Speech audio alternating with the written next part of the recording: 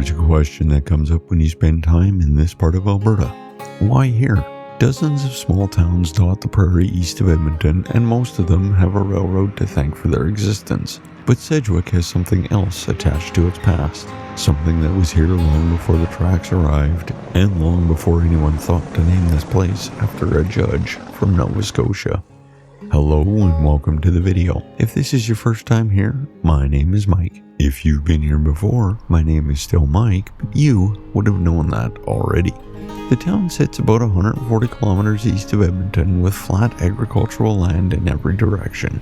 The railroad came through in 1906 and the hamlet took the name of Robert Sedgewick, a Supreme Court of Canada judge who had died that same year.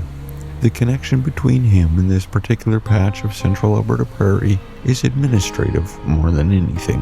What made the land attractive to settlers was more practical. The geology here puts groundwater only about 14 to 18 feet below the surface, and for early homesteaders, that mattered. The town actually won an award for best tasting water in Alberta, a minor distinction that's actually a direct line back to what drew people here in the first place.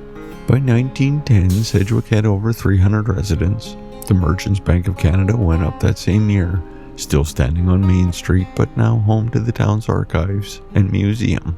It was built from cast stone concrete blocks made from sand pulled out of nearby Lake Sedgewick. The building is a provincial historic resource now, and it holds its own on the street in a way that wooden commercial buildings from the same era just don't. Long before the railroad, this land was already a gathering place. An iron meteorite known in Plains Cree as the Flying Rock had come down near what is Iron Creek, a few dozen kilometers from Sedgewick. It weighed about 145 kilograms, and for generations the Plains Cree, the Blackfoot, and other nations regarded it as sacred. A healing stone, a place that people returned to.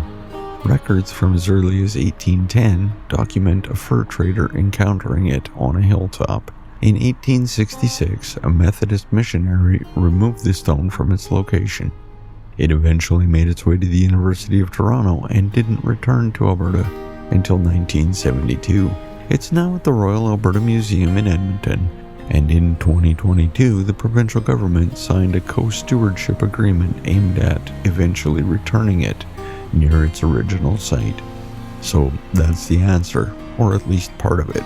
The land around Sedgewick wasn't just attractive because of its water table. It had already been significant to people for a long time, visited, honored, returned to.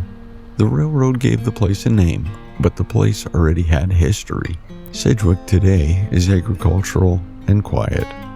Around 760 people live here. There's a hockey rink, a curling rink, and a bowling alley. The old bank building still sits on Main Street, and somewhere out near Iron Creek, there is a hillside that was a landmark for centuries before the first homesteader filed a claim. But that part of the story is still being worked out. So if you enjoyed this little journey, give that like button a tap. It's free and oddly satisfying. If you haven't subscribed yet, just know I share a new small town story every week, weather permitting, of course. Feel free to pass this along to your aunt, your neighbor, or that one friend who still thinks Alberta ends at Calgary. They need this more than they know. And you'll find gradient imaging on Facebook, Instagram, and TikTok because apparently I'm not busy enough. But until next week, drive safe, wave at strangers, and take the scenic route.